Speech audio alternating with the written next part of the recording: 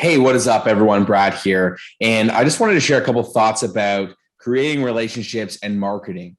Now, if you're like most of us, there are other businesses in your marketplace trying to attract the same types of prospects and patients that you are. And more often than not, a lot of them are bigger than you. Franchises, larger clinics or PT mills, massage therapy clinics, all that kind of stuff. And what that means is they're bigger in their marketing budget, the number of active patients that they're seeing, their overall presence in the community, or even all of those things combined. So the question really comes down to, how do you compete and win against them?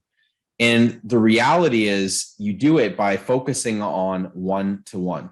And I don't mean one-to-one, treating them one-to-one, although that approach tends to work a lot more in that type of business, especially if we're doing cash pay kind of style where we're spending that hour solely one-on-one with them.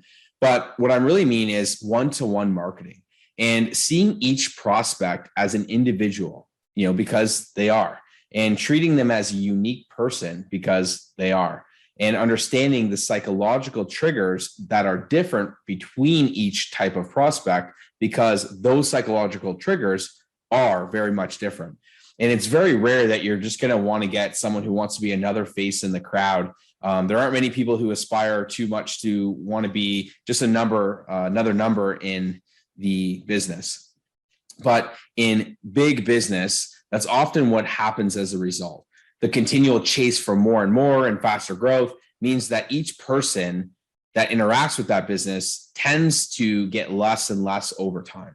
And you can think of your experiences with companies that have grown very fast and how you can easily get lost in the mix and seemingly unforgotten. There's been numerous companies that I've purchased from, and as they started to grow and get larger, the connections with the owner or the other relationship that I started with them started to drift a little bit more. And I totally understand that to some capacity, but as I've learned in my business, it's incredibly important to make sure that you have those relationships that you've started in the beginning continuously be nurtured, because with fast growth, you can end up creating a lot more problems. I've seen this in a lot of the businesses that I've worked with more specifically. So, how do you really combat that as you start to grow? And doing it is pretty simple. Focus on the individual and what makes them unique. Focus on the relationships that you've built and being able to continuously nurture them. This is why reactivations and reoffers and so on are so critically important, and one of the key components that I work with on getting these patients who have inquired to come in when they're ready, so to speak.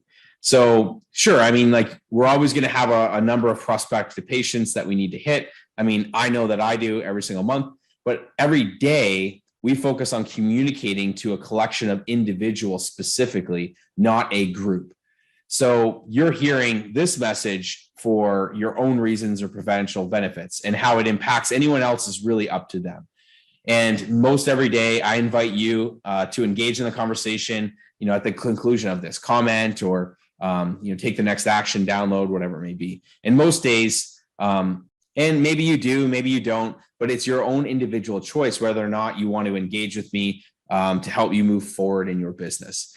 And why I always say, whenever you're ready, these are the ways that I can help you with your business, because it's truly one-to-one and you can approach it in the same way for your business.